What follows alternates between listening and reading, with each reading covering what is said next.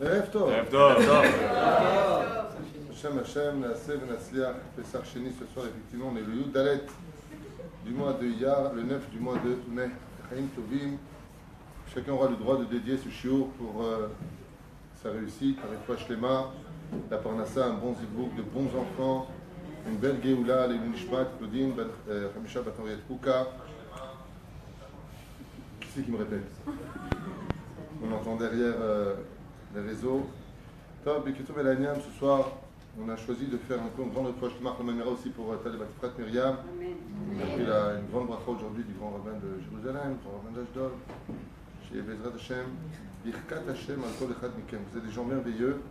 Alors ce soir, le cours que je fais pour moi, c'est, à mon avis, le cours le plus important qu'on devrait réétudier constamment.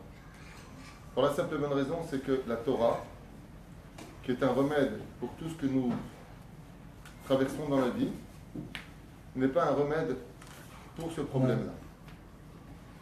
Nous avons besoin de créer une situation avant de partager notre vie de Torah, de mitzvot, de bonnes actions, nous avons besoin de régler quelques problèmes. Dans l'essence même de la création, il faut savoir que la Torah nous a été donnée pour ce problème. Ça s'appelle être capable de se remettre en question. On a une habitude fâcheuse de remettre toujours les autres en question. Mais un très beau proverbe sorti d'une philosophie et utilisé par beaucoup d'autres philosophes est: on juge souvent les autres d'après soi-même. Ce dicton vient du Talmud. Que quand on trouve un défaut chez l'autre, c'est parce qu'il existe souvent chez nous. C'est vrai. Alors, ce qu'on va étudier aujourd'hui, on va se servir un peu du Zohar, on va passer dans un monde un peu ésotérique, on va traverser quelques petites situations. C'est ce que nous devons surtout préparer chez nous avant d'aller chercher sa Torah le jour de Shavuot. C'est les pathologies psychologiques, les problèmes de psychologie, voire bichlal, de psychiatrie. Il y a énormément aujourd'hui de dégâts qui ont lieu dans les rangs sociologiques, dans les rangs familiaux, dans les rangs éducatifs. Beaucoup de divorces ont lieu aussi à cause de ces problèmes-là. La question est de savoir, est-ce que c'est Dieu qui le veut ou est-ce que c'est un choix qui vient de nous? Tout à l'heure, M. Fitoussi est venu me voir avec le Rav Neria, il m'a posé une question sur la Gemara en me disant tout est mina shamaim, chutz mirat shamaim, du chaud et du froid. La Gemara va expliquer là-bas, si par exemple il fait froid dehors, je vais sortir dehors, mais je ne vais pas prendre une écharpe. La personne a attrapé froid à la gorge. Est-ce que ça c'est mina shamaim ou est-ce que ça vient de ma bêtise humaine? Alors, il y a deux façons de le comprendre. Selon Rabbi Nachman, même ça, ce serait mina shamaim. Je vous le dis comme ça, vous comprendrez. Enfin, ce n'est pas le pshat de la Gemara. La Gemara, elle te dit d'ailleurs, et elle emploierait ce dicton, mitrayev benafsho. Mazé mitrayev benafsho, si tu mets ta vie en danger, on considère dans le ciel que tu es mitrayev, tu t'es toi-même condamné à mort. Ça veut dire que ce n'était pas la volonté d'Hachem. Le mec, il descend en plein territoire où il y a plein de gens du Hamas, il descend à la station bus ici, il s'arrête parmi eux. Ils viennent, ils prennent le couteau, ils le tuent. Dougma.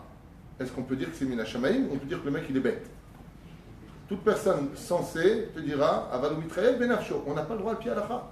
Donc si à pied halakha, on n'a pas le droit, machma, qu'il y a des responsabilités qui viennent de chez nous, qui malheureusement n'ont pas été pris en compte.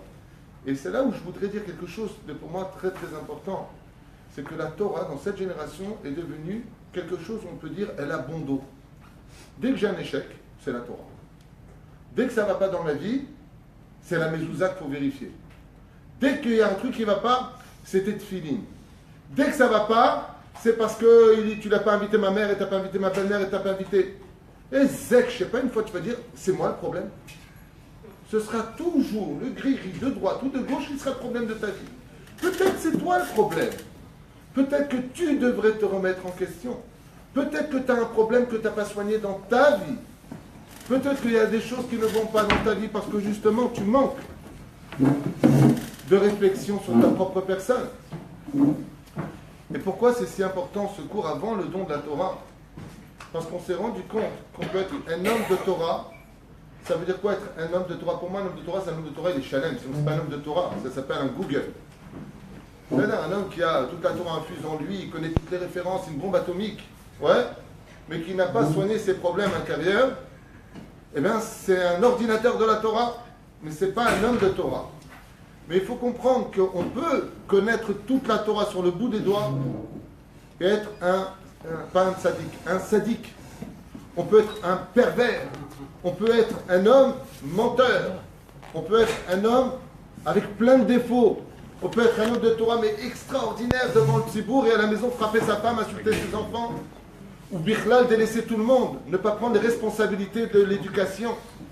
La Torah ne vient pas te donner cette arme-là. Elle va te la donner si tu étudies d'autres livres qu'on va voir ensemble. Par exemple, si je devais prendre les 4 personnages dont on a parlé il y a quelques jours seulement, qui n'ont pas de monde futur, qu'Akadosh Baruch Hu a dit Berk and the Berk. Doeg Adomi, Eno Chelek L'Olam Haba. Doeg Adomi était l'équivalent du roi David en Torah, chef du Sanhédrin, Eno Chelek L'Olam Haba. Racha, Ech Yachol להיות. Korach, aussi grand que Moshe en Torah, il aurait été digne d'être le Kohen Gadol. Il aurait été digne d'être comme Moshe Rabbeinu, disqualifié, avalé par le Gehinam. Et pourtant, il en avait la Torah. Qui pouvait se tenir face à Korach? Les Meraglim, tous chefs du Sanhédrin. Il y avait un problème qui n'avait pas été soigné. Et c'est ça qu'on va étudier ce soir, non pas à travers le biais de la psychologie Tachles. On va pas être né dans un bête midrash aussi beau que celui-ci, les thèses de Freud, qui lui-même avait besoin, à mon avis, d'un psychiatre. Aval, sans insulter, c'est ce que je pense sincèrement. Celui qui connaît plus sa biographie, qui connaît ses écrits, même si on est beaucoup basé sur lui dans la psychologie, ceci étant, c'est mon opinion. Ce dont on va parler nous aujourd'hui, c'est l'essence même pour laquelle la Torah nous a été donnée. Cette Torah comprend la morale, être capable de changer. Toute la Torah nous a été donnée pour être capable de nous dire Be'emet si je suis Besséder ou pas. Il y a 2 pôles très importants dans la façon de travailler à Hachem. Il y a celui qui va chercher où est le Emet, et dès qu'il l'a trouvé, il va remettre l'autre en question ou se remettre en question. Comment on appelle ce personnage, d'après vous, dans la Torah ou dans le langage du Talmud? Comment on appelle une personne qui cherche la vérité? T'as tort, j'ai tort, j'ai tort. On appelle ça un tzadik. Milshon, sodek. Comment on appelle une personne qui, quoi qu'il y ait dans la vie, le Emet ne l'intéresse pas? Il y a eu quelqu'un, il y a eu un problème quelconque, et c'est toujours lui qui se remettra en question. Il ne cherchera jamais à mettre l'autre en question. Par exemple, l'autre s'est énervé contre lui, lui vient le voir et lui dire écoute, je m'excuse, je t'ai mis en colère. Comment on appelle ça? Chassid. Bonne réponse. Quelle différence il y a entre un tzaddik et un chassid?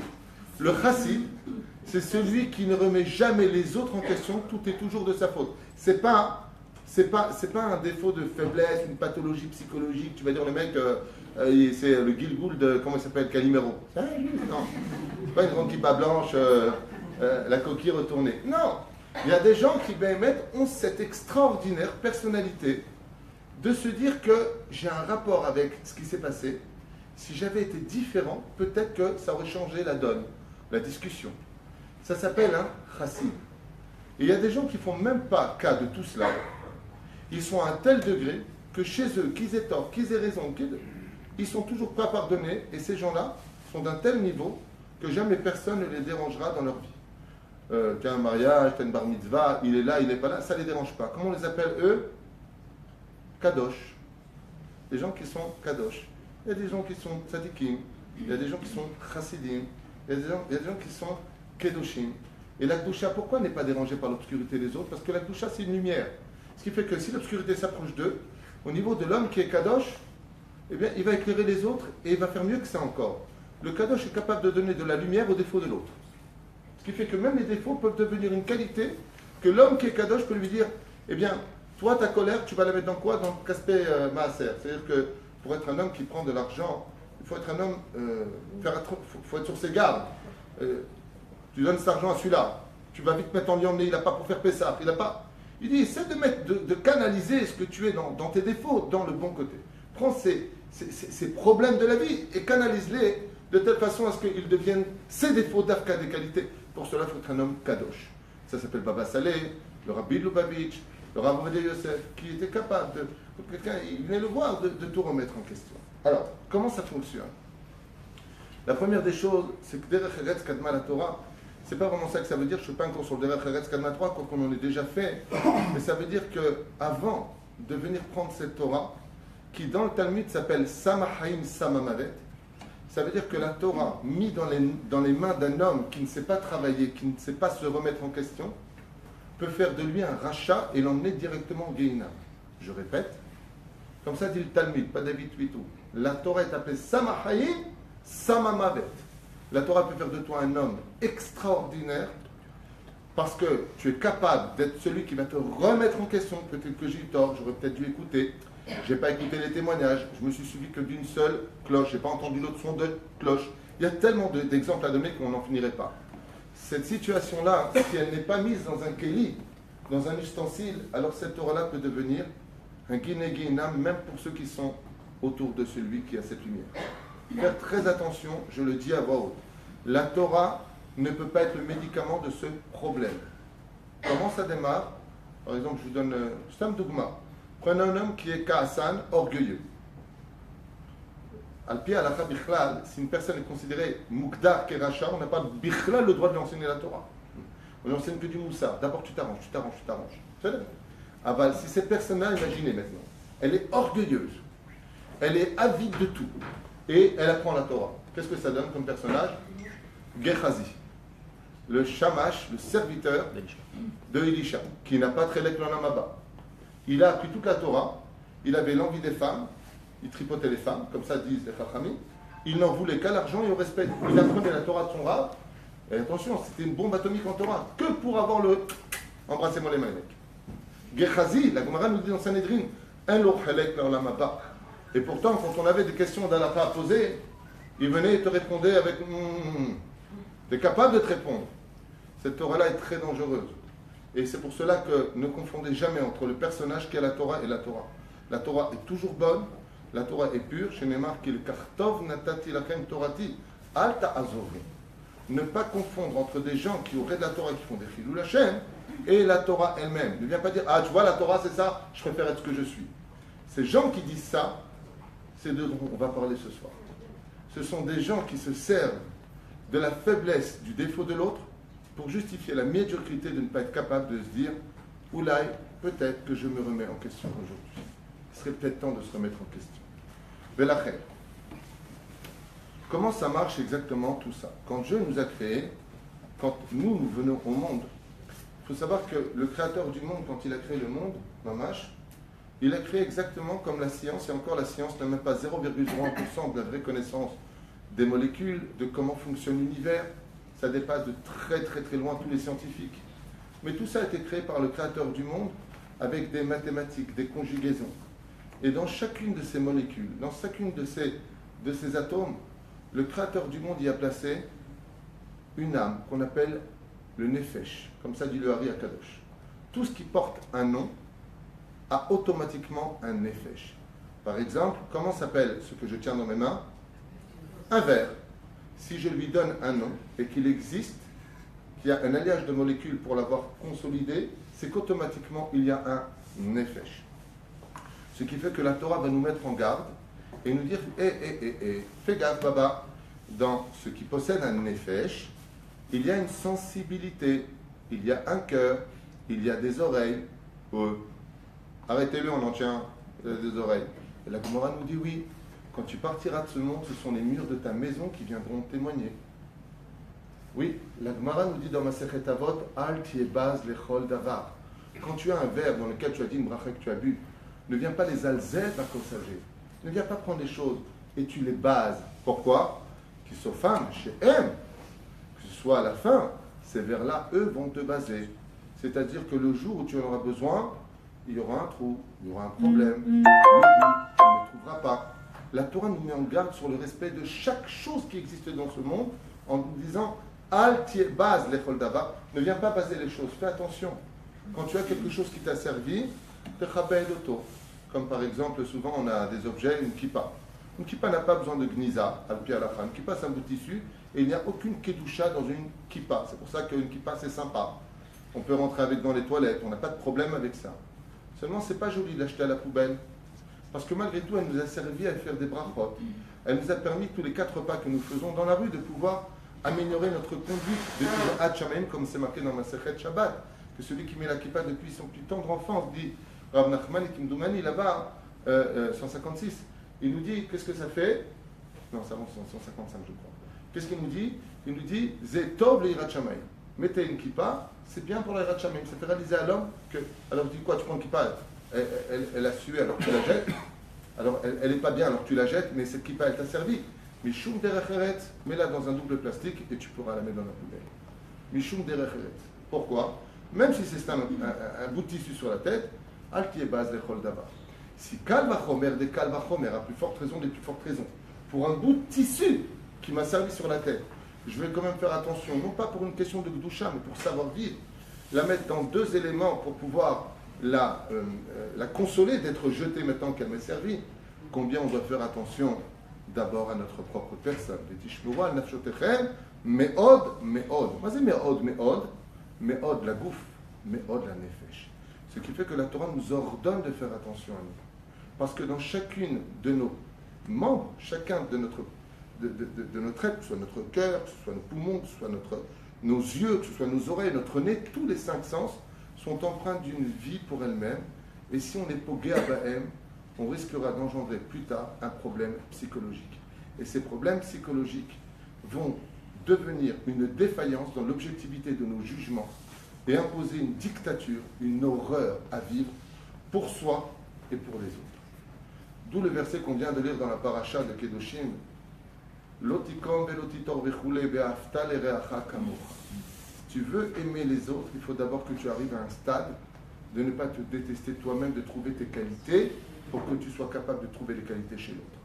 Mais si de toute façon tu penses que tu n'es rien, que tu ne vaux rien, que tu attends la mort comme une délivrance, tu vas aussi l'imposer aux autres et détruire le monde qui t'entoure.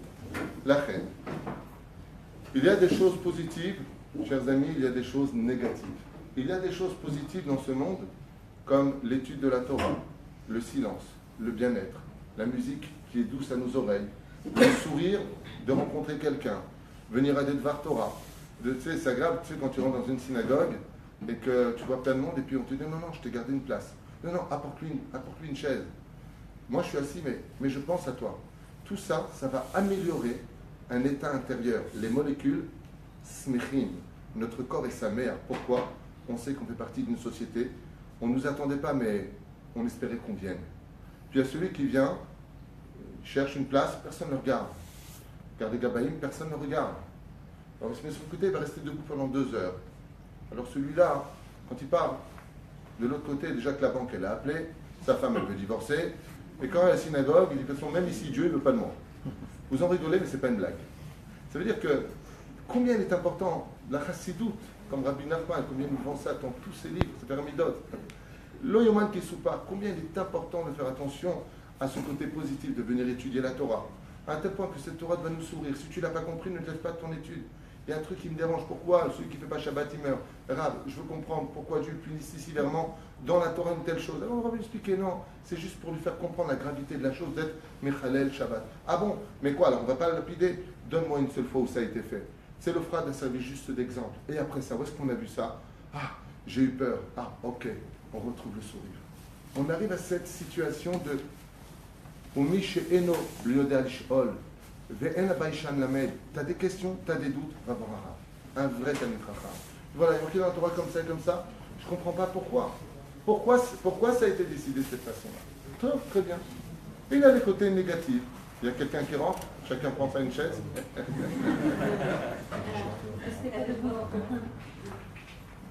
Il y a le Rota de Rabotai, le côté négatif.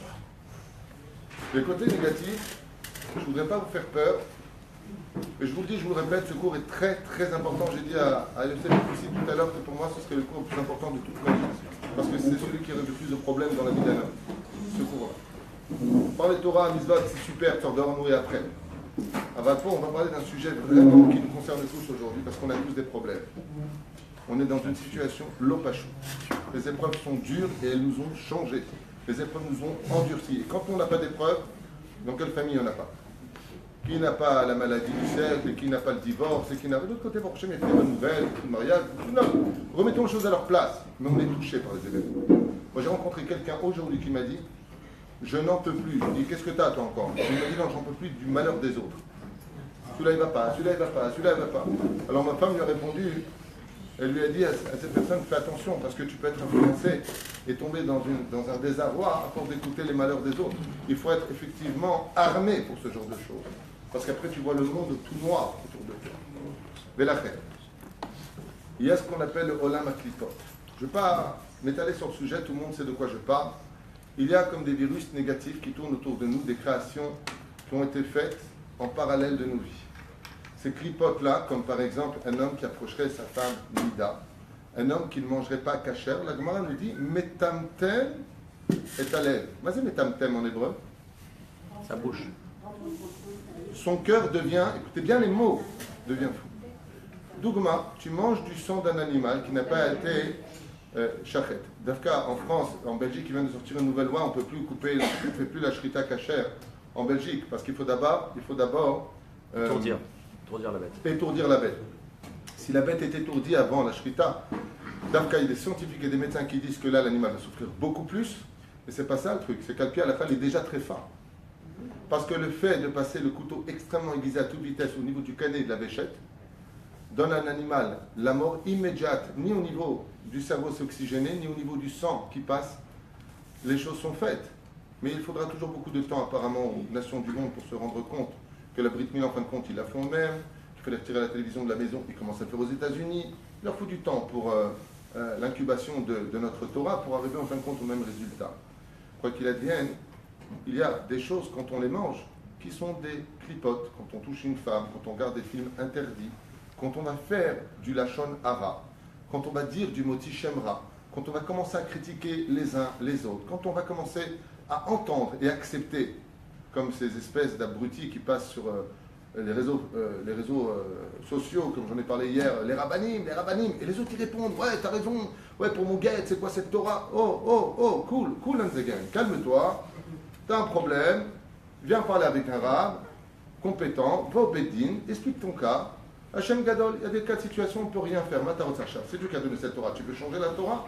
Change ta Torah. Avatidou lachem que ces personnes-là mettent sur eux des millions de clipotes. Maintenant, quel est le tafkid des clipotes? Je vous lis le Zohar Kadosh sur cela. Nous sommes ici dans le livre extraordinaire qui s'appelle Sefer Chavedim. Et là, il dit à propos du Zohar Kadosh Parashat de Tetzavé. De kol klipot, que moi casse. Alors là, l'exemple qu'il donne, il est extraordinaire. Il parle du casse, la colère. Donc dans la vie, tout va bien, vous vous sentez bien, et d'un coup, vous avez une colère qui va s'éclater en vous. Ça monte, boum, ça explose. Haneshama kdoshta mistaleket mimeno. Pourquoi Dafka il parle ici de la neshama? Alors je vous demande une parenthèse très importante. Nous sommes composés de 3 niveaux d'âme que vous avez tous. Nefesh, Roach et Neshama. C'est là. Quand on parle de Nefesh, c'est l'âme qui représente tout le corps. C'est là. Tu deviens coléreux, tu deviens rouge de colère. C'est le Nefesh. Le Ruach, c'est ce qu'on appelle l'esprit de folie. Ruach shtut nichnasbo. On va venir dessus. La Neshama, c'est le seul niveau d'âme qui n'est pas touchable. C'est là, elle est ta'or. La Neshama n'est pas touchable. Regardez ce qu'est capable de faire un coup de colère dans une maison. Haneshama Gdosha, il vient Gdosha. Comme elle ne peut pas être salie, sinon si la Neshama est touchée, la personne devient complètement fou. Vous savez? Qu'est-ce qui se passe? Mistaleket mimenu. Il dit le Zohar Kadosh que la Neshama, elle s'éloigne tout de suite de la personne. Donc il perd un potentiel le plus important. Et c'est quoi le potentiel le plus important? C'est la pensée. Quand je parle, c'est le Ruach qui parle. Quand je lève la main pour prendre, c'est le Nefesh. Et quand je pense, c'est qui? C'est la Neshama. Il t'explique ici, fais attention, parce que les pensées deviennent Miboulbalim, parce que ta Neshama à toi, c'est-à-dire ta source énergétique qui te permet de penser, Mistaleket. Elle s'en va de toi. Ce qui fait que quand tu penses avec une faiblesse extrêmement forte.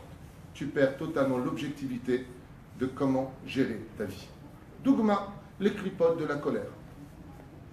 Veshorabim Koma, étant donné que maintenant, dit le Zohar, la Neshama, elle s'est retirée, elle fait place à quoi? d'autres clipotes qu'on appelle Ruach Ra'a. Des mauvais esprits qu'on ne voit pas, sont petits, grands, peu importe. Et eux, ils ont le droit de venir s'installer en toi, comme une espèce de colle maintenant qui est sur toi. Et Ma'adavar Domé, à quoi cela ressemble? Imaginez que je puisse marcher très vite.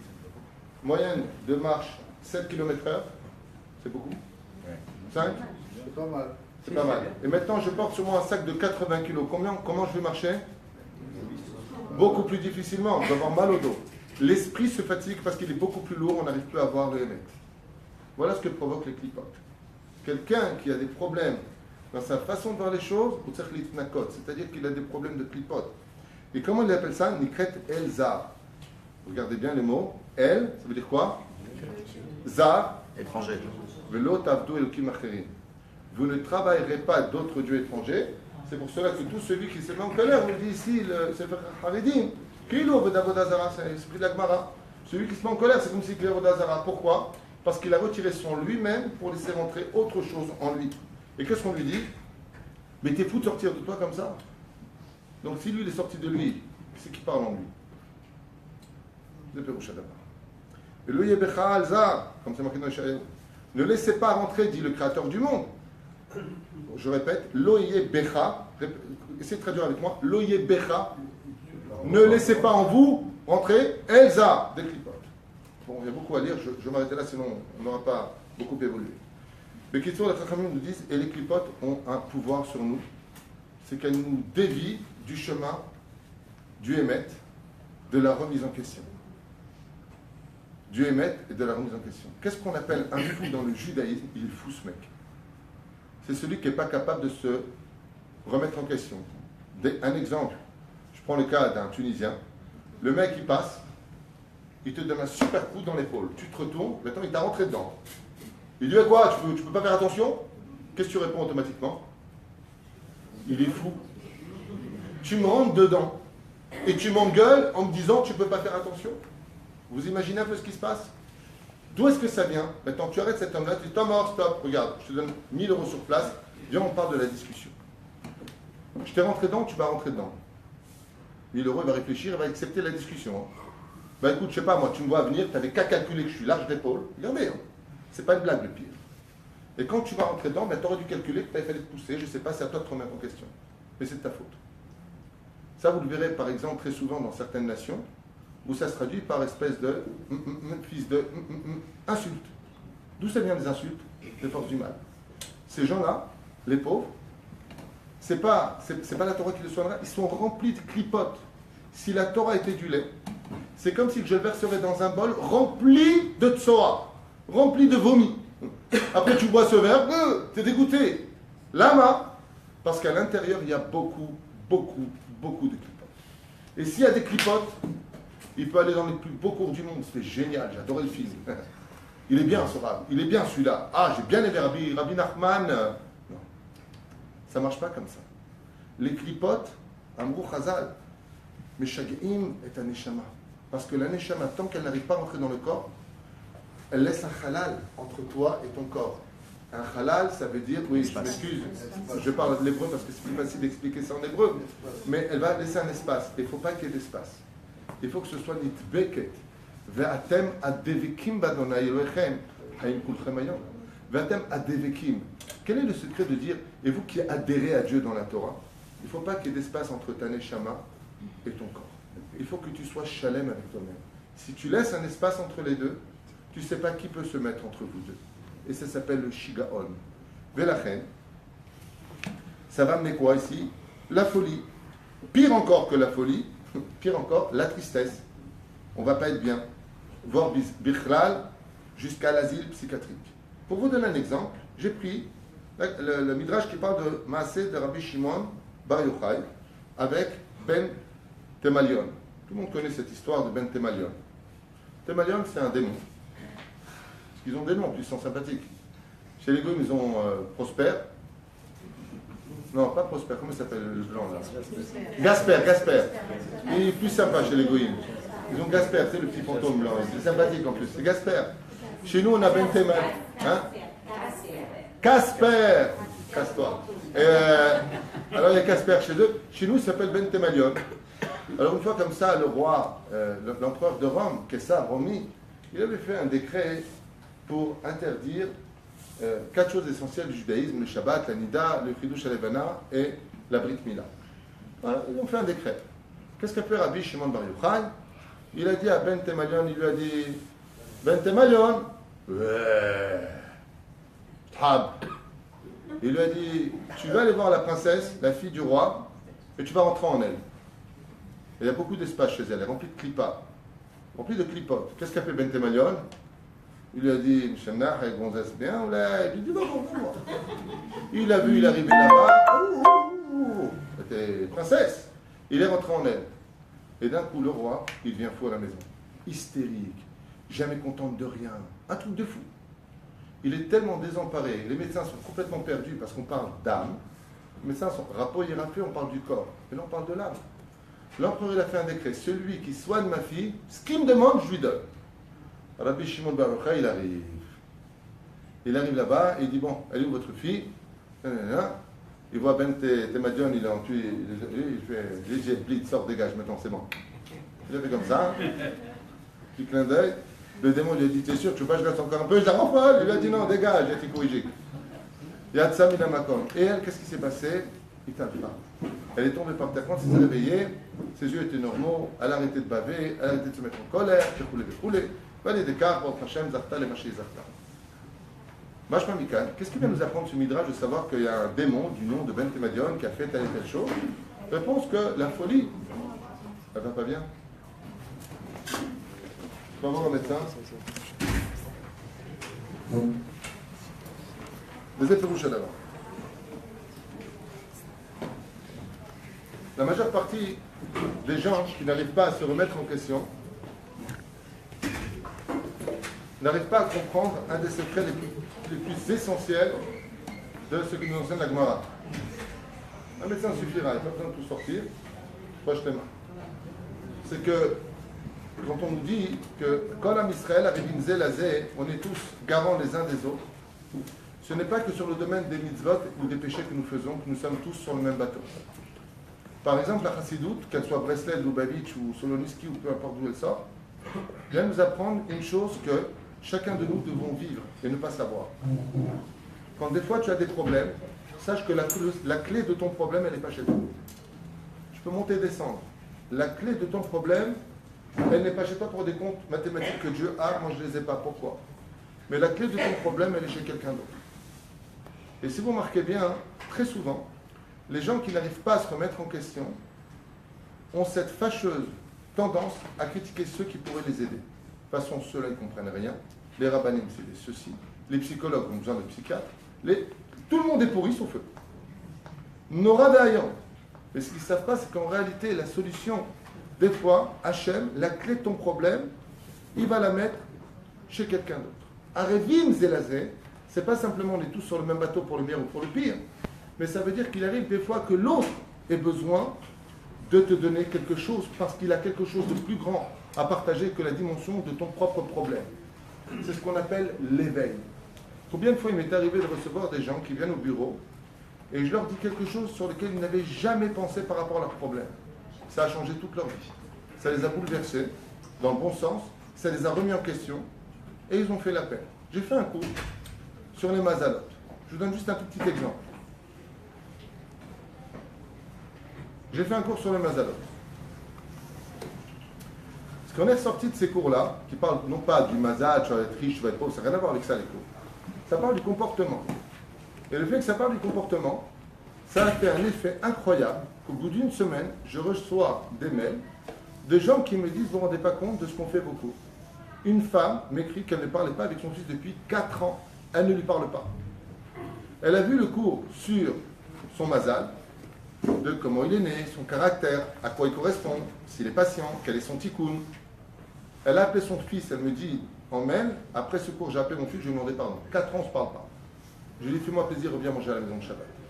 J'ai commis une très grave erreur. Je pensais que c'était toi, mais j'ai compris qu'en toi a été placée une puce, comme une espèce de puce ordinateur qui était placée en toi, et qu'en réalité, tu étais ce que tu étais, et que je n'avais pas à te changer, comme l'explique le Rav Tuitou. Comme ça, la femme m'écrit dans son mail. Il y a un éveil. La solution n'était pas chez toi. Toi, tu penses avoir compris. Ah ben, c'est l'autre qui a le problème. Pourquoi je vous dis ça? Parce que très souvent, quand on veut se remettre en question, je vais vous donner une thérapie extraordinaire que je vous demande d'écouter. C'est une thérapie qui est mise par les plus grands psychiatres au monde. C'est la meilleure thérapie du monde. Enregistrez-la et retenez-la. Si une personne veut se remettre en question, il y a un exercice à faire qui n'est pas agréable, pas du tout agréable. Mais il est impératif et il soigne très vite. Vous allez voir, dans le meilleur des cas, il faudrait 10 personnes. À un autre degré, pour s'améliorer, il faudrait simplement 5 personnes. 5 personnes que vous allez vous-même choisir, pas qu'on va vous choisir. Alors, par exemple, bon, prends ta mère. Non, pas ma mère, je veux pas. Je veux pas, ça ne va pas le faire, je ne la supporte pas, elle va mal me parler, je veux mal lui répondre. Non. Qui, par exemple? Mon collègue de travail, mon rap, si un rap dedans, c'est encore mieux. Ma meilleure amie, excellent, Metsuyan. Micheye, j'ai un cousin, il me connaît très bien. Prends le cas de 5 personnes. C'est une thérapie qui n'est pas du monde de la Torah, c'est une thérapie de remise en question par les plus grands psychologues. Et tu vas le voir avec une feuille blanche. Tu tires un trait au milieu. Les résultats, j'ai une personne qui l'a fait. J'ai noté ici. Voilà ce que l'homme en a retiré. Il a fait 10 personnes. Il a demandé quelles sont mes qualités. Tout est bien. On lui a répondu, tu es un bon père. L'extérieur, les gens du travail, son épouse, meilleure référence, sa femme ou son mari. Tu es un bon père, tu es généreux, tu es gentil, tu es présent, super garçon, et tu es attentionné. Le mec, il était gonna find. Ah, il n'a pas eu peur, il a dit quels sont mes défauts. Il a regretté sa question. Et on lui a dit t'es nerveux, t'es un bon père, t'es généreux, t'es gentil, t'es présent, t'es attentionné. Il n'y a rien à dire. Alors il a posé la question à 5 personnes qu'il aime. Dans le cas échéant, il m'a dit c'est 10 personnes à qui j'ai posé la question. On lui a dit t'es nerveux, t'es impatient, t'attends jamais les autres. Ça veut dire faut partir, t'es déjà dans la voiture, tu klaxonnes. Mais ça n'empêche pas de payer une glace à tout le monde, d'être présent, attention le petit, attends je vais t'aider. Mais tu portes la recette, quoi. En 2 mots, t'es rasrabi. Tu manges trop. Comme ça lui a dit sa femme, personnellement, je trouve que tu manges trop. Et il a posé la question à son père, il lui a dit, tu as un défaut, tu es makpid. Alcool d'avant, il est très pointilleux. Il est rentré au début, punaise, bon père, généreux, gentil, présent, attentionné, il était, vas-y, dis-moi quels sont mes défauts. Il est ressorti la tête en bas. Il avait les boules. Cette science, cette thérapie consiste à tous les mois travailler non pas les qualités, puisque c'est déjà un acquis, mais les défauts. Donc, nerveux, il m'a dit pendant 1 mois, je me suis travaillé la nervosité. Comme dit le Rambam, il est passé de nerveux à impartial, à passif. Non. Il est mort. J'avais donné 10 traductions, le mec n'existe plus personne. Impassible. Voilà avec qui je travaille, regardez avec qui je travaille. J'ai une traduction, on fait un truc. Il était impatient maintenant. C'est le dernier à sortir. Maintenant, c'est eux qui l'attendent. Il n'attend jamais les autres, ce qu'on a dit. Il mange trop. Maintenant, je dis, alors il a demandé à sa femme de le servir. Est-ce que sa femme lui dit, elle mange? Il est mahmir sur chaque détail. T'as pas fait comme ça, hein? Il est devenu le mec qui fume un joint. Il voit des papillons partout. C'est avant, l'enfant il sautait sur le fauteuil, son petit-fils il faisait comme ça, il sautait sur le fauteuil et tout ça. Il est tout petit, il a 2 ans le gosse. Il m'a dit la vérité, c'est vrai que je suis pointueux, mais je trouve que quoi, c'est pas normal que... Le mois après, il est revenu, on lui a retiré le mot pointilleux, mange trop. Ils lui ont dit, c'est pas encore ça, mais il y a un truc qu'ils l'ont pas retiré. Nerveux, il n'a pas travaillé. Ils lui ont dit, nerveux, tu l'es toujours. Qu'est-ce qu'il a fait? Il a retiré tac, tac, et chaque mois, il vient faire cette thérapie en disant, mais vous ne vous rendez pas compte. Vous ne vous rendez pas compte de ce que c'est dur de faire ça. Allez voir quelqu'un et tu lui dis, quels sont mes défauts? Le mec, il dit, tu schlingues, t'es relou grave, t'es pas social. Non mais tu peux t'en prendre plein la tête. C'est-à-dire que tu vois que tes gens, dis-moi quels sont mes défauts.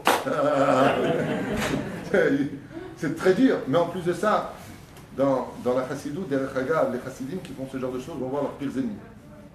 Ils n'ont pas peur de la vérité. Après, ils trient, ils savent ce qu'ils ont rajouté, ce qu'ils n'ont pas rajouté. Mais sachez que c'est une thérapie qui est donnée. J'ai demandé qui va donner cette thérapie-là.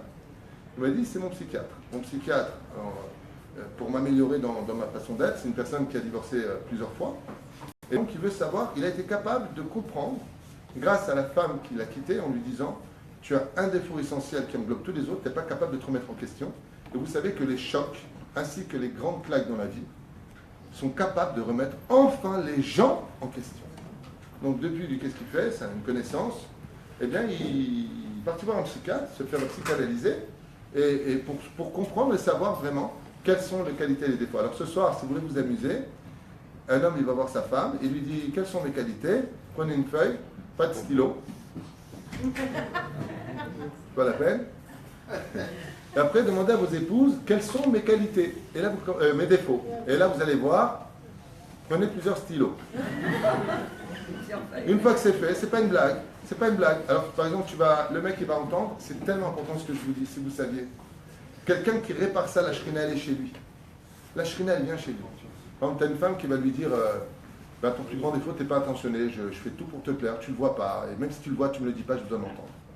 Note, je n'exprime pas mon amour. Je n'exprime pas ce que je ressens pour toi. Ok. Je dis, et la femme, elle est contente. Pourquoi?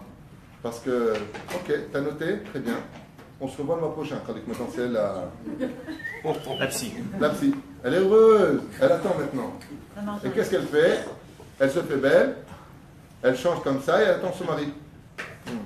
Maintenant, on attend l'erreur. Elle n'attend plus le compliment. Ah, t'as pas dit. Bon, allez, quand tu reviens. C'est bien. Mais le contraire aussi.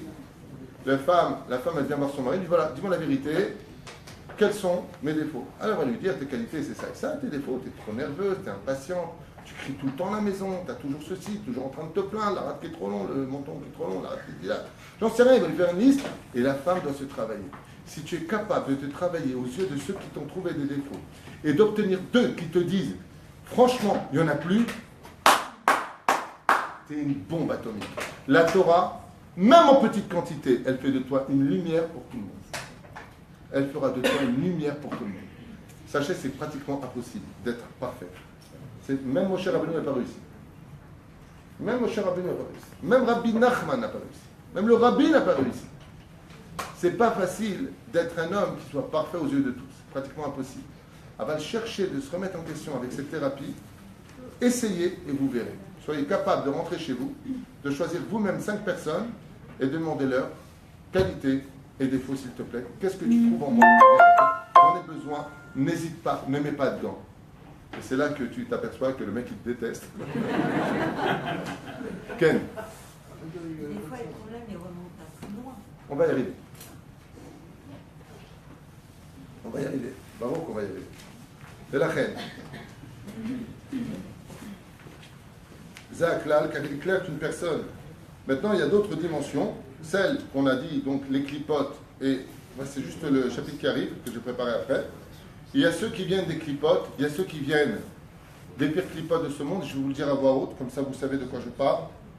Des choses qui nous ont changé. Cette génération n'est pas comme les autres, et vous savez pourquoi. Il y a un facteur qui est très très important. Les films nous ont changé. L'influence des films. Aujourd'hui, si vous avez des gamins de 14-15 ans qui deviennent voyous et qui n'hésitent pas à prendre des revolvers et à faire ce qu'ils ont à faire, comme quelque chose de commun, c'est parce que les films les ont formatés au niveau de l'esprit à devenir ce qu'ils sont. Tu veux rendre quelqu'un de mauvais, tu lui montres des films constamment sur la violence. Il devient mauvais. Tu veux apprendre à une personne, c'est ce qu'ils font dans les hôpitaux psychiatriques des Hagar, quand une personne est agressive, on lui montre des fleurs, des champs. Bon, c'est un peu relou aussi, mais on lui montre des fleurs, l'océan, des choses, des lacs. On essaie de calmer par l'âme, qui est donc la fenêtre. Ouais, c'est un peu relou, les saute-moutons, un peu caverne.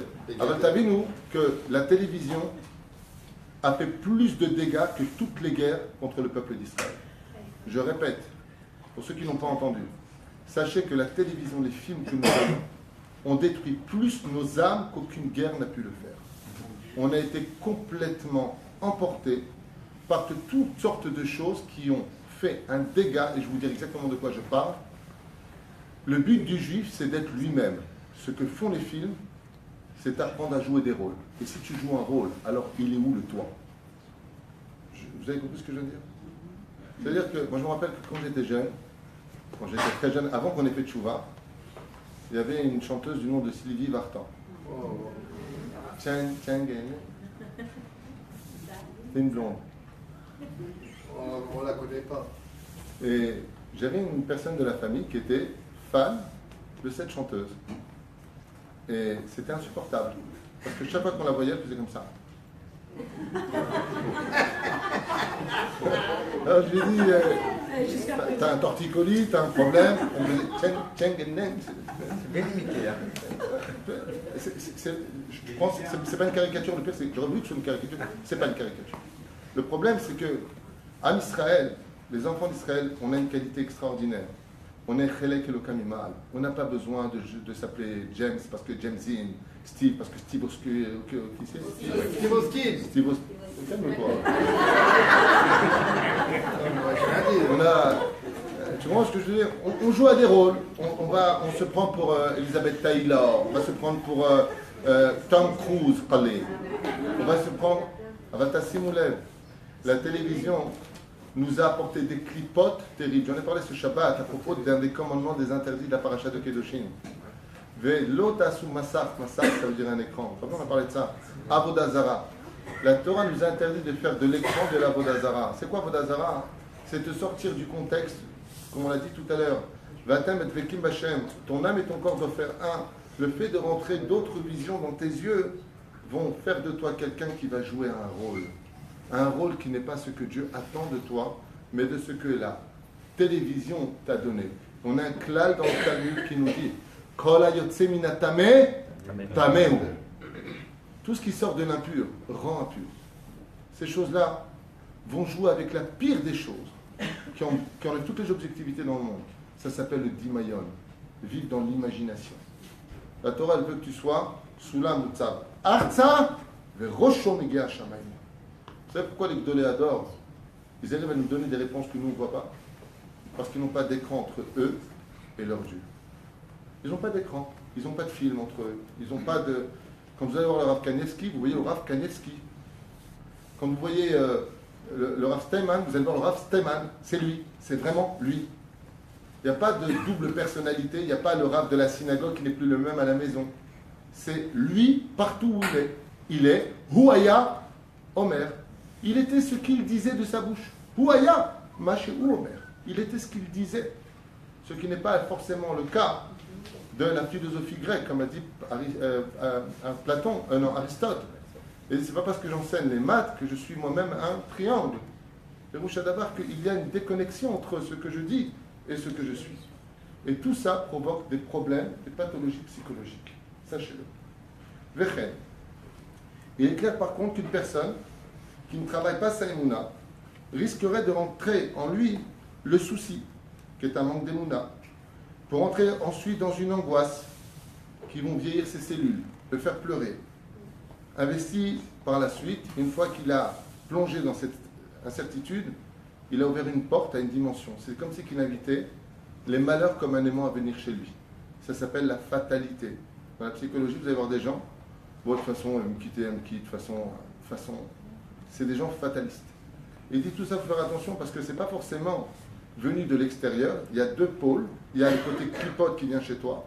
Il y a le côté personnage qui ne se travaille pas de façon positive, ce qu'on appelle les pensées positives. Être toujours positive. Parce que quand tu es positive, tu amènes le positif. Quand tu es négatif, c'est des questions d'aimant. T'es rameur, t'amènes le rameur. T'es gonna find, t'amènes imagination. Mais la reine. On rentre maintenant, maman, dans le vif du sujet.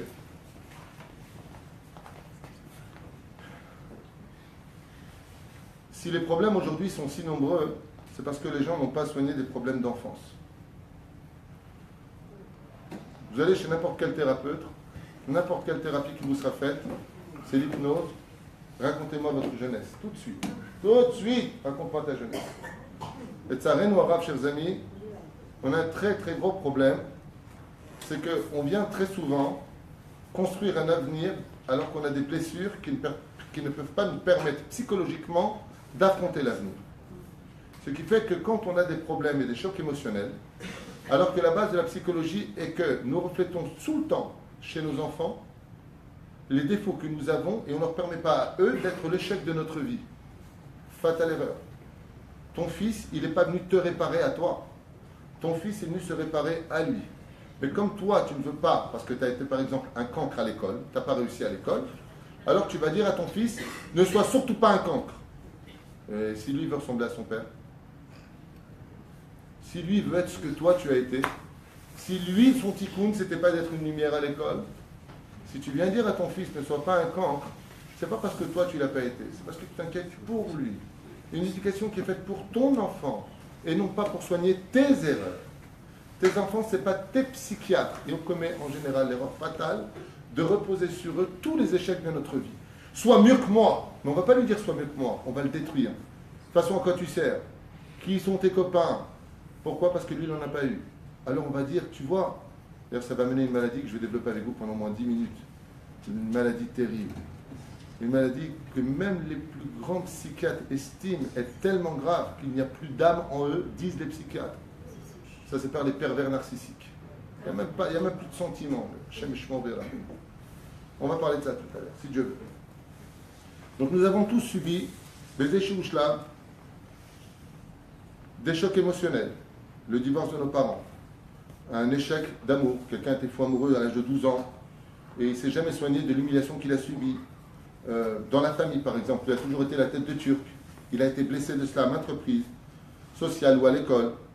Et donc, s'il n'évacue pas ces douleurs mal soignées, comme par exemple un pseudo-viol qu'ils auraient subi, ou toute autre chose, avoir fait, par exemple, des choses que j'ai vues qui ont été extraordinaires, dans le domaine de la psychologie, tout ce que je vous dis, c'est Alpitora, bien sûr, ici, avoir commis un grave péché dont ils n'ont jamais parlé.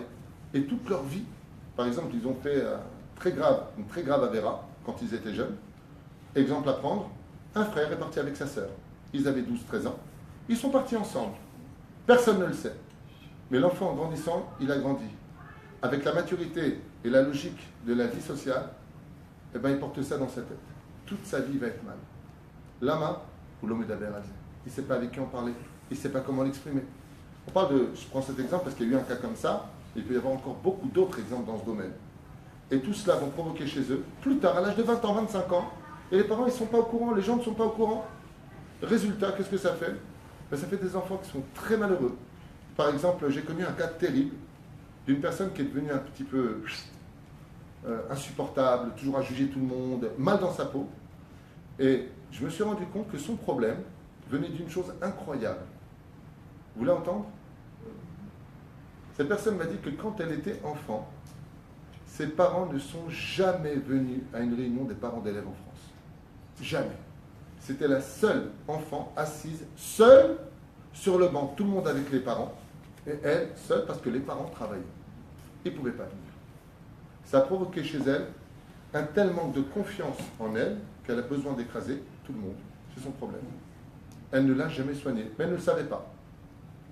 Et très souvent, d'ailleurs, vous allez voir que quand les parents eux-mêmes ont des problèmes, par exemple, le père est riche. Regardez comment les gens sont fous. Le père, il est blindé d'oseille. Blindé d'oseille! Ouais. Il a son fils dans la difficulté. Moi, on ne m'a pas aidé, moi. Moi, j'ai fait mon argent tout seul, à 5 h du mat. J'ai là le montant. C'est dit, je claque des dents, je monte le sang. Moi, on ne m'a pas aidé. C'est ce qu'il veut, le fils, après. Il ne va pas compter si tu meurs. Je suis dans la panade. Et le père, on ne m'a pas aidé. Alors quoi, tu le laisses crever? Pire encore, il y a des gens qui ne sont pas capables d'aimer. Oh. Aimer. Aimer! Pas le nom aimer, Yatik. Ils ne sont pas capables de prendre dans les bras, d'embrasser ses enfants, de dire à leur femme,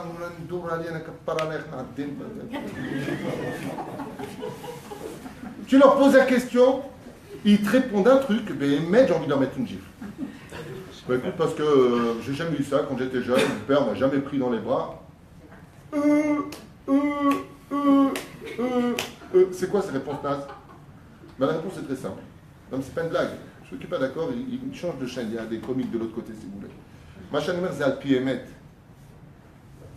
Je bats mes enfants parce que j'ai débattu. Mon père ne m'a pas aidé, alors je ne t'aiderai pas. Mazage tu Maz, mais posez balecha. Tu n'as pas soigné tes problèmes. Aujourd'hui, tout le monde en paie les conséquences. Et quand tes enfants grandissent, on leur rentre dedans. Seulement, on a oublié une chose en tant que parent. C'est l'énorme irresponsabilité de notre éducation. Vous ne pouvez pas savoir combien nos enfants ont besoin qu'on leur dise « Kol hakavod ». Ouais, t'as fait un devoir, faut voir, je vois. C'est toi qui as fait ça? Tu sais comment tu leur remontes le moral? Oui, oui. Why? Quelle note tu t'as donné? Qu'est-ce qu'on a à faire de la note maintenant? T'as une facture à payer, tu demandes quelle note? Regarde, j'en peux plus. Mais tu construis ton fils. Ton fils, il a besoin d'entendre qu'il existe à tes yeux. T'as une réunion? Attends. À quelle heure la réunion? Je travaille. Écoute, je ferai tout pour venir. Et le fils, il voit que tu viens, ça veut dire que le fils, il n'est pas bête. Il a 10 ans, il voit son père qui a laissé tomber le boulot pour venir voir où en est sa vie à lui. Alors il sait demain qu'il a intérêt à bosser parce que son père, waouh, il regarde qui il est. Il y a une caméra sur moi. J'ai besoin d'exister.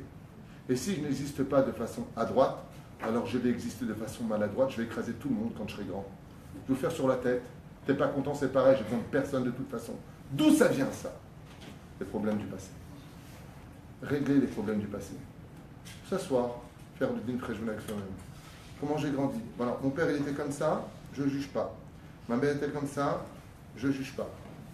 Ma ani archa. Mi ani. Ça veut dire quoi ça? Ton père il t'a pas donné d'amour, tu ne donnes pas d'amour. Tous, attends, comment dans ta tête ça fonctionne? Ah ben oui, c'est comme ça. Tu es né avec des dents toi? Eh ben elles sont poussées. Eh ben tu fais pareil, tu fais pousser l'amour. Regarde, tu prends le bras droit, comme ça. Tu lèves le bras gauche, comme ça, et tu serres très fort. Quand tu prends ton fils et que tu es une maman, il y a une énergie qui va sortir.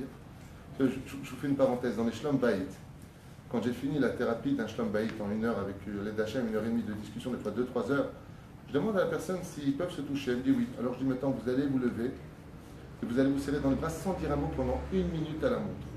Ils se serrent, ils se serrent. Vous savez ce qui se passe à chaque fois depuis 22 ans? C'est pas ils pleurent. Ils éclatent en sanglots. Alors il me regarde et il me dit, mais comment se fait qu'on pleure comme ça? Je dis, ça s'appelle l'énergie. L'énergie, ça s'appelle l'énergie, c'est de l'amour. Vous êtes en train de vous faire passer de l'énergie positive. Enfin se serrer dans les bras. Maïch. La reine Adam, c'est qu'il mode, apprendre à se soigner. Quel était mon problème? Pourquoi mon père ne m'a pas aimé? Peut-être que c'était pas moi la coupable. De tout temps, tu es une naze. De toute façon, tu ne me sers à rien. Tu fais que des problèmes dans cette maison. Peut-être que c'était lui le problème. C'est d'ailleurs la force des pervers narcissiques. Ces gens qui ont tous eu un pervers narcissique, sachez que sa base vient automatiquement de son enfance. Complexe d'infériorité qui va se traduire par un glacement total des sentiments au point de les annihiler comme un iceberg. Plus aucun sentiment pour personne.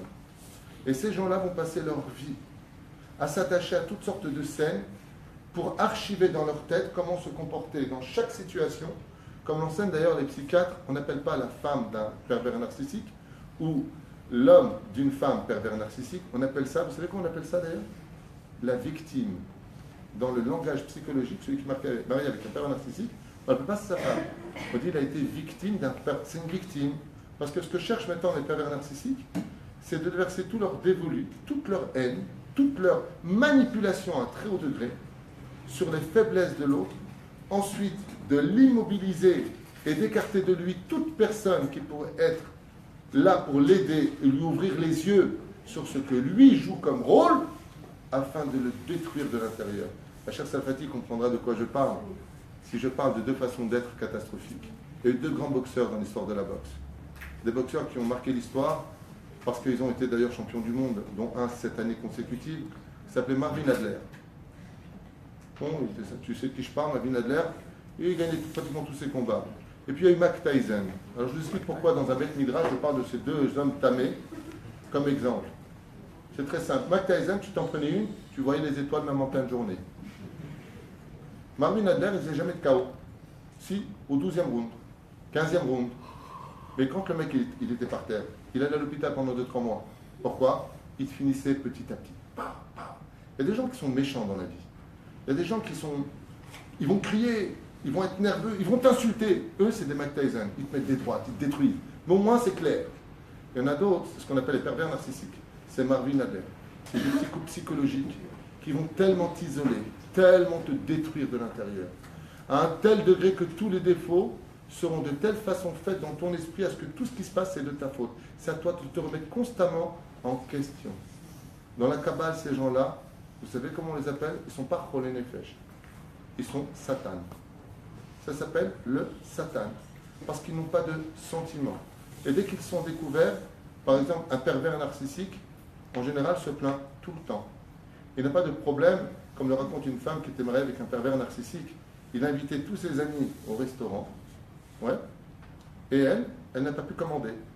Devant tout le monde, elle n'a pas pu manger. Ils n'ont pas de problème de payer pour tout le monde, sauf pour elle.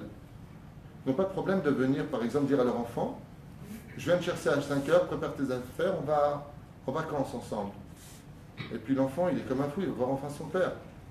Et puis, il est sur le trottoir. Il a sa valise, je vous parle de cas réel. Et le père n'est jamais venu. Alors il le rappellera une fois retourner chez lui, puis il leur fait la même chose tous les ans, pendant 15 ans. Cet enfant a fait sa valise sans jamais la mettre dans le coffre de son père. Pervers narcissique. Des gens qui n'ont pas de problème, à tel point que les psychiatres disent que même les animaux des pervers narcissiques souffrent la même chose. Ils devront mériter le regard, tout ça pourquoi? Parce qu'ils n'ont pas soigné des problèmes de complexe d'infériorité. Donc pour exister, ils vont détruire une victime, ils la cherchent.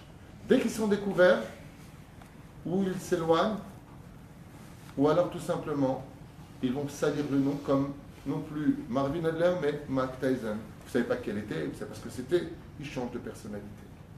La reine t'a simulé de quoi la malade. Il y a des gens qui peuvent avoir de la Torah en eux, mais c'est des pervers narcissiques. Une maladie qui, selon la majeure partie des psychiatres, est insoignable. Il n'y a pas de solution.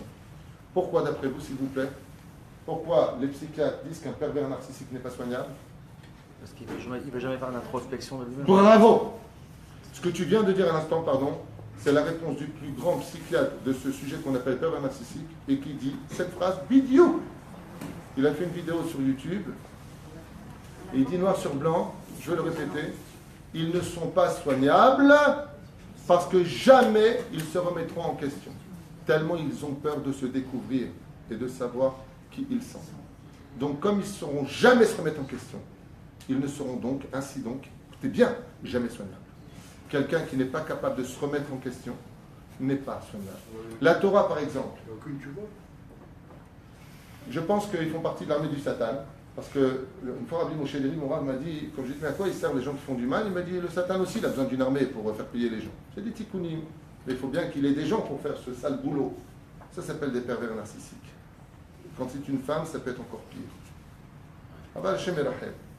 Mais quand on fait la Torah, par exemple, allez, tu as ouvert ta bouche, Fitoussi, allons jusqu'au bout. Tu arrives dans une synagogue, tu n'as rien fait. Tu prends ton poing, tu le fermes. Tu veux faire de la boxe?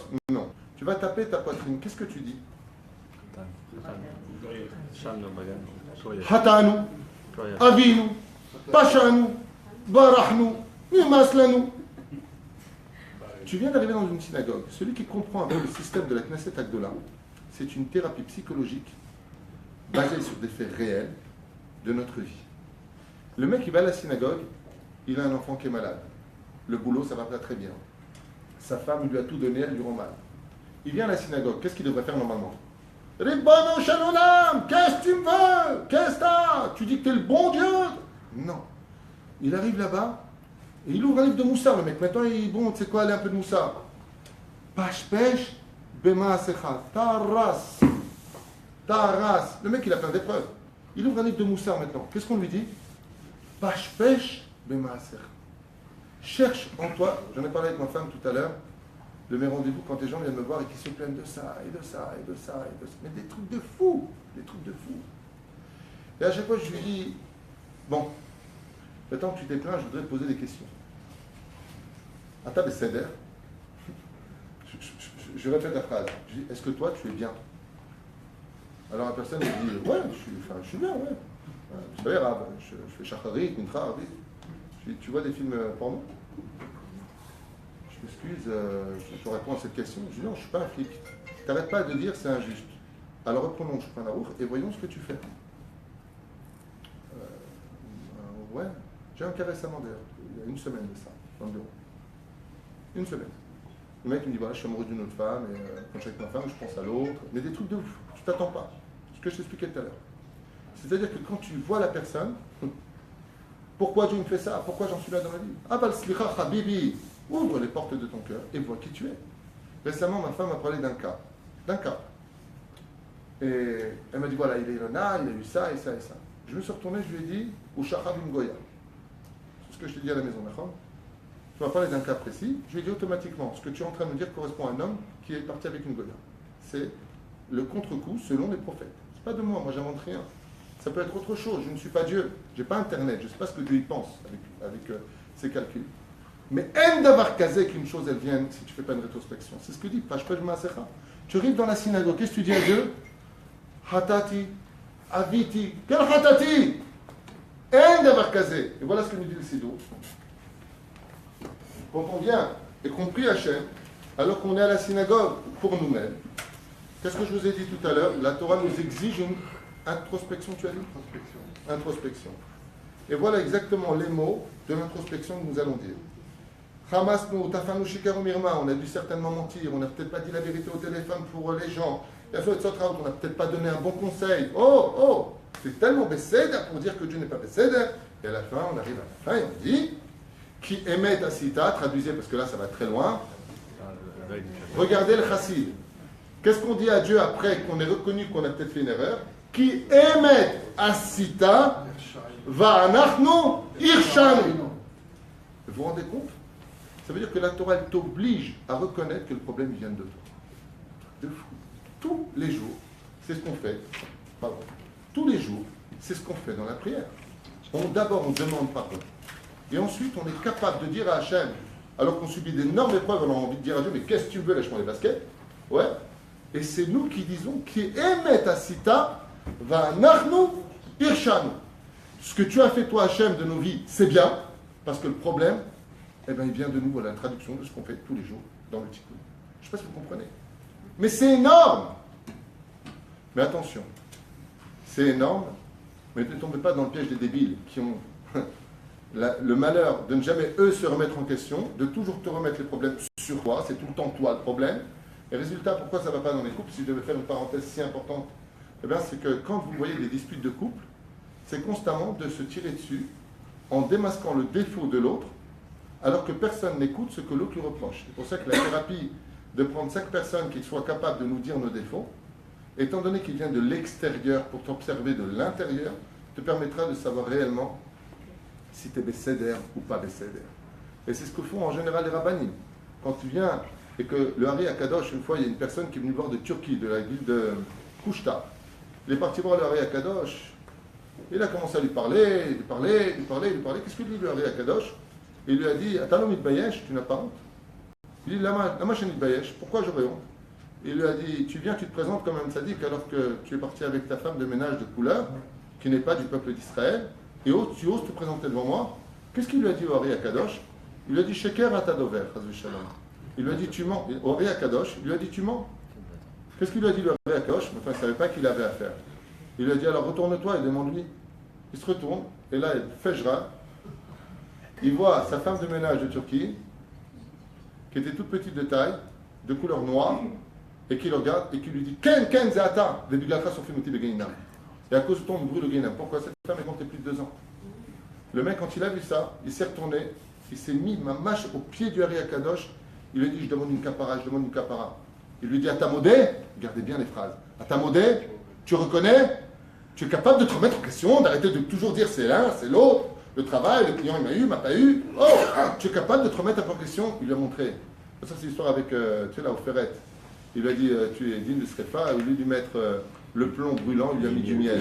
C'est cette fameuse histoire avec le miel dans la bouche en disant, Dieu il n'en a rien à faire de la mort des Rechaim, ce qu'il veut, ce qu'on fasse, Teshuva, Yashuvu el Hashem. Les actions qu'on fasse Teshuva et qu'on revienne vers Hashem. Et pour faire Teshuva, il faut être capable. D'ailleurs, quand tu dis à une personne, vous avez remarqué, fait Teshuva, qu'est-ce qu'il dit? Pourquoi? Qu'est-ce qu'il mange? J'adore. Une personne fait Teshuva, il te dit pourquoi? Oh, tu as du problème. La meuf, elle est comme ça, et comme ça. Je sais pas dire, elle est comme ça. Vous avez fait tchouva. Et nous, pareil. J'étudie la Torah. Combien de temps j'étudie par jour? On n'est pas dans le monde du Emet. On n'est pas dans le monde de l'objectivité. Alors maintenant, j'aimerais, s'il vous plaît,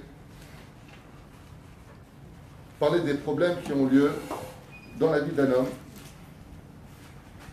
Comme par exemple ces femmes qui n'ont pas eu de père, ou qui vont rechercher définitivement chez leur mari, comme une espèce d'obsession. Donc pas simplement un mari, mais en même temps un père. En général, les femmes qui n'ont pas eu de père veulent se marier avec des hommes qui sont beaucoup plus âgés qu'eux. Il faut qu'ils aient des cheveux blancs. C'est psychique.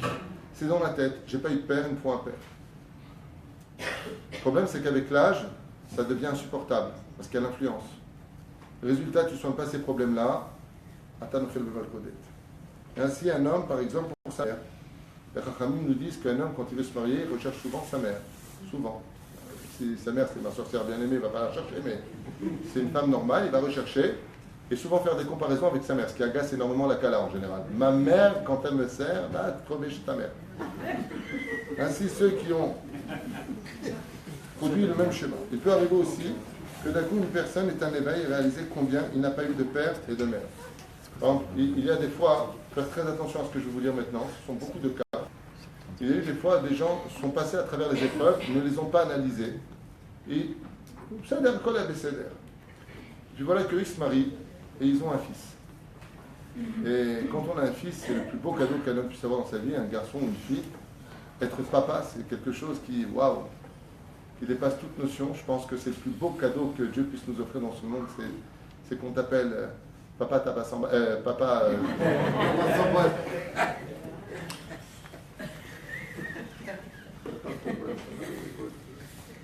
C'est un psychanalyse. Et d'un coup, tu vas te rendre compte combien tu n'avais pas de père. Tu as ton fils qui va pleurer la nuit, tu vas vite te lever. Tu vas le prendre dans les bras, tu vas faire le petit roux avec le petit rejet sur la chemise. Tu as envie de le tuer, le gosse. Et tu vas réaliser que ton père, il t'a jamais pris dans les bras. Tu dis, waouh, mais j'ai jamais eu de père, moi. C'était drôle. Alors dans ce cas-là, ce que tu fais, tu t'assois et tu te donnes rendez-vous avec toi-même. Ne va pas maintenant reporter ça sur je suis pas bien, écoute mon mari, j'ai réalisé, quand je t'ai connu, tu m'as jamais parlé de ça, moi. Je suis pas psychiatre, mamie, qu'est-ce que tu es en train de me faire? Oui, ne me touche plus parce que tu comprends, moi, j'ai jamais eu d'amour, je l'ai réalisé depuis que j'ai eu mon fils, tu n'en auras pas d'autre. Il y a des gens, vous en rigolez à l'éval qu'on puisse en rigoler, des chocs, des bugs, ça bug au niveau du cerveau. Il n'y a plus rien. Tout s'efface parce que voilà, je vais réaliser, vous père. Cool. Ben, t'as pas eu père, sois un bon père. T'as pas eu de mère, sois une bonne mère. Ce qu'il n'y a pas eu, j'ai souvent donné cet exemple philosophique qui me tape tellement à la tête quand j'étudie la Torah, c'est cette histoire de la plus belle des fleurs et de la pire des plantes. Quelle est la plus belle des fleurs dans la Torah? La rose. Quelle est la pire des plantes? La rose, ça a été corrigé. La rose. Qu'est-ce que c'est une rose? C'est 90% de ronces et 10% de pétales. Si ta vie ça a été une ronce, soit les pétales. Ensemble, ça fera la plus belle des fleurs. C'est ça se soigner psychologiquement. C'est ça se soigner. Oui, j'ai fait Applaudissez, le... applaudissez. Non, je pas Bravo. on n'est pas là pour ça. Ce qu'il faut applaudir, c'est Hachem. Non, on dit pas non. De la reine, tous ces gens-là, chers amis, doivent accepter de prendre sur eux, d'avoir, de s'entourer, petit 1, Rabbeinu dit comme ça, pour ceux qui veulent se soigner de ça, la Torah de Rabbi Nachman, d'être attaché à un tzaddik. C'est bien ce qu'il dit Rabbi Nachman. Là on est chez Rabbi Nachman. Rabbi Nachman. Il dit, si tu ne veux pas avoir de problème psychologique rabbinique, attache-toi à un tzaddik, une lumière, qui lui va t'expliquer, il va te regarder, et son émanation de Gdusha, à lui, va sortir en bien. Il va t'expliquer où sont tes problèmes. Chez Kashur Ish Chacham Batora, Bezrat Hashem. Car le travail de remise en question dépend essentiellement des efforts des midot. Et le Rav, ce qu'il a comme force, c'est qu'il sait exactement quoi dire, comme dans un cours. Quand tu fais un cours et que chaque personne est capable de dire dehors, ce cours était pour moi, ça c'est un cours réussi. Si chaque personne, alors qu'on est tous divers, diversifiés, différents les uns des autres, si on est capable, Rabotai, de dire ce cours était pour moi, c'est que c'est un cours. Le Rav, ce qu'il a de fort en lui, c'est que quand il va regarder une personne, il va lui dire exactement ce que lui, il a besoin d'entendre. Mais pas lui dire directement. Surtout dans cette génération, jamais frontale. Toujours dire les choses par allusion. Un pervers narcissique, quand tu lui dis même par allusion, il regarde sa femme, s'il t'a pas, t'as entendu? Il ne se remettra pas en question, lui, il n'y a rien à faire. Je parle des gens normaux, ok? C'est comme dans les cours sur les Shlom Bayit, quand tu fais la mechitza à City, moi j'adore faire ça. Des fois je fais exprès. Parce que dès que je dis un défaut chez la femme, il y a une mechitza au milieu, tu as tous les hommes qui font ça. Est-ce que mon mari est là? Est-ce qu'il a bien entendu ce qu'il vient de dire? Et quand je donne un défaut chez les hommes, les femmes c'est plus hard, elles font comme ça sur la mechitza. On va dire chaval. Si ces gens-là étaient équilibrés, tels que la Torah le veut, au contraire, ils ne chercheraient pas à faire ça. Ils ne chercheraient surtout pas à faire ça. Parce que ça veut dire que tu demandes à l'autre de se remettre en question, mais toi, tu ne bouges pas. Tu ne te mets pas dans la bonne situation. Je voudrais vous donner un exemple. Si vous m'accordez ça, c'est énorme. Est-ce que vous connaissez l'histoire du chat qui court après sa queue? C'est un chat, il tourne en rond, il veut se mordre la queue, et il va très très vite. Le problème, c'est que plus il tourne vite, et la queue, elle n'a pas bougé, elle est toujours là, donc il veut s'attraper, il tourne. Voilà exactement les problèmes psychologiques des couples. L'homme dit à sa femme, mais punaise, regarde ta tronche, tu n'es jamais contente de rien, tu souris jamais, tu es toujours en train de te plaindre, tu as ceci, tu as cela, tu as ceci, tu as cela. J'explique, c'est un cas de la semaine dernière au bureau. J'explique à l'homme que si sa femme est éteinte comme une lune, c'est qu'apparemment les rayons du soleil ne sont pas en train de briller sur elle. Le mec il me dit, je comprends rien à ce que vous me dites. Quand j'ai été clair. Le remède, c'est pas assez fort. Alors je lui ai dit, bon ben puisque tu comprends rien, t'as un gros naze. Je vais t'expliquer. Ça remonte à quand que t'as dit à ta femme que tu l'aimais? Oh là là, il m'a dit, oh là là. Je lui dis à ce point-là, et sa femme fait comme ça. Si ta femme, elle n'est pas épanouie à la maison, Habibi, il y a la cause et l'effet, tu as raison. Tu rentres à la maison, la vérité, t'es une femme qui est comme ça. Franchement, tu te trompé. Tu te trompé, maison. T'as pas envie de rentrer. Mais de l'autre côté, est-ce que toi, tu fais ce que tu as à faire? Et c'est là où je voudrais vous dire la phrase pilier de ce chiot. Si vous voulez réussir à être quelqu'un de mamash parfait vis-à-vis de la société, que celui qui soit en face de vous ne soit que Hachem. Je ne suis pas en face de toi parce qu'on a tous des qualités et des défauts. Alors moi, ce que je vais faire maintenant, si je veux réussir ma vie de couple, retenez-le à vie et enseignez-le. Revenez sur ce cours. Je me retrouve Shiviti Hachem le Tamid. Tamid, ça veut dire quoi? Éternellement. C'est pas qu'à la synagogue je prie devant le Echad. C'est-à-dire que dans mon comportement, avec mes enfants, avec mon travail, avec ma femme, celui qui va être en face de moi, c'est pas toi. Toi, maintenant, tu as une tronche de tchabéar, tu es malheureux, tu n'es pas ceci, tu n'es pas cela. Si tu vas donner en contrepartie de ce que lui, il pourrait te donner, mais tu fais fausse route. Parce que si lui ne soigne pas ses problèmes intérieurs, jamais tu pourras le récupérer. Soit tes problèmes. Ouais, mais ma soeur a toujours été aimée par rapport à ma mère. Je lui ai acheté une voiture, moi, je ne l'ai pas acheté. Elle s'est mariée avant moi, j'étais plus belle qu'elle. Quand elle était maigre, c'est moi qui étais grosse. Maintenant elle est grosse, maintenant c'est elle s'est maigre. Le truc maintenant, la mode, c'est d'être maigre et moi je suis grosse. Oh! Je ne vais pas te suicider, comme ici. Mais non, mais sincèrement, on n'en finit plus avec les problèmes. Alors, comment je peux régler ça? Tu vas chuter sur la Je vais rentrer, tu me souris pas, c'est pas important. La Torah me demande d'être agréable, alors je vais être agréable. Pas parce que tu mérites, pas parce que tu mérites pas, parce que Dieu me le demande. Se soigner, ça s'appelle comment? Quelqu'un qui est malade de l'esprit, un problème psychologique, ça s'appelle comment en hébreu? Cholé nefesh. Mon nefesh, il est malade. C'est pas le médecin qui peut te soigner, c'est la spiritualité de ton créateur. Ani chai, clapé Hachem. Mais pas, il y a des gens, ils sont pires que malades. Ils viennent avec la Bible à la maison. Et eux, alors par contre, ils sont atteints au plus haut degré. Eux, ils sont comme ça à la maison. Assour Gainam. Ah, il y a une marloquette là-dessus, bon tu peux le faire, hein, mais attention la prochaine fois. Eux ils vivent avec Dieu, mais c'est leur Dieu à eux. C'est-à-dire qu'ils se sont pris pour Dieu et ils jouent les intermédiaires. Je suis un représentant de Dieu. Ce qui se passe pour eux, c'est que leur vie va très mal finir. Pour la simple et bonne raison, c'est que regardez la Torah comment les psychologues, regarde Rabbi Meir.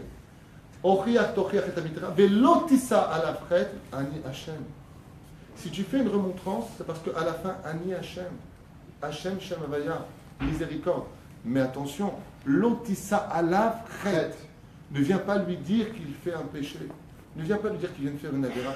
Ne viens pas le détruire. Ne viens pas lui montrer sa médiocrité. L'otissa alav. La Torah, quand elle te dit, attends, alors dans ce cas-là, quoi, quelqu'un fait un péché, tu dis rien, tout de suite, côté tunisien, il passe de l'autre côté à l'autre côté, alors toi tu dis rien, alors quoi, non. Dis, trouve les mots. Comme je vous l'ai souvent enseigné depuis 8 ans que je suis ici à Village d'Aude, la Torah, quand elle se transmet, si tu n'as pas les deux armes pour te permettre de la transmettre, sheken, al tedaber, psychologie, pédagogie. Tu n'as pas ça, ne parle pas. Tu n'as pas ça en toi, al telamet kloum. Parce que des fois, les mots que tu vas en dire peuvent mettre quelqu'un encore plus en colère. Parce que tu ne sais pas quelle est sa douleur. Tu ne sais pas ce qu'il vient de perdre au moment où tu lui dis ça. Et on se permet de juger. Et on se permet de dire aux autres, vous ne faites pas assez, c'est pas bien, on doit se remettre tous en question. L'onachon, peut-être que les gens sont arrivés au summum de leur mise en question. Ksat rachmanut. Mais la reine, et c'est pour cela, ksat un peu de pitié. Quand vous arrivez dans cette situation de remise en question, vous ne prenez pas pour Hachem, mais par contre, ce que vous faites pour Hachem. Imagine maintenant, le mari rentre à la maison et dit à sa femme, de toute façon, tu ressembles à une vache. Maintenant, il est en train de lui faire de la soupe. Qu'est-ce qu'elle va lui mettre comme épice? La morora.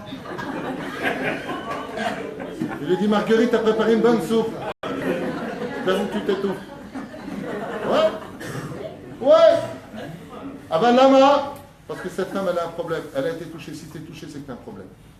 Je répète. C'est énorme ce que je suis en train de vous dire. Vous rigolez, mais c'est énorme. Si tu as été touché parce qu'on t'a dit grosse vache, c'est que tu as un problème psychologique. Parce que, mais absolument, Mazel Tov, t'es pas au courant? C'est pour ça que je fais ce coup. Ouais. Il y en a un jour, il m'a vu avec ma femme, il appelait Brutus et Olive. Un jour, quelqu'un, comme ça rigolant, il m'a vu marcher avec ma femme. Il y a très très longtemps de ça, quand on s'est marié, il a dit Brutus et Olive. Moi, je trouvais ça marrant. J'ai pas de problème. Si je prends ma Brutus, moi, il est connu. Pas de problème. Attends, tu parleras de tout, tu as dit Brutus. Moi, je n'ai rien à faire. Moi, je suis très bien avec moi-même.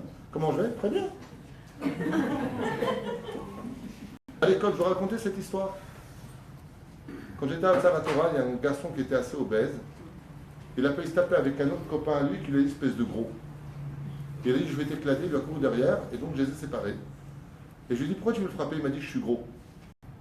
Je lui ai dit, viens avec moi. Prépare la main, on monte au premier étage, à Torah, dans le 13e arrondissement, place d'Italie. Et je l'ai emmené face à un miroir. Et je lui ai dit, c'est qui? Il me dit, ben c'est moi. Je lui ai dit, t'es maigre ou t'es gros? Il me dit, ben, je suis gros. Je lui ai dit, où est l'insulte? Il m'a dit, le petit comme ça, vu comme ça, c'est pas une insulte.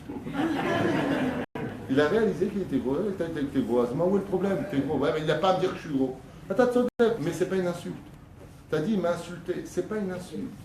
Ne donne pas des... Hein? Tu ressembles à une vache. Eh ben, si, je vais te dire une chose, Myriam. Quelqu'un à qui on dit tu ressembles à une grosse vache, s'il vit bien avec lui-même, tu sais ce qu'il répond? La vache rousse baisera ta chaîne.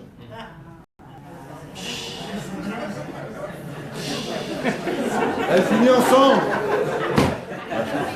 La vache rousse. Ensemble.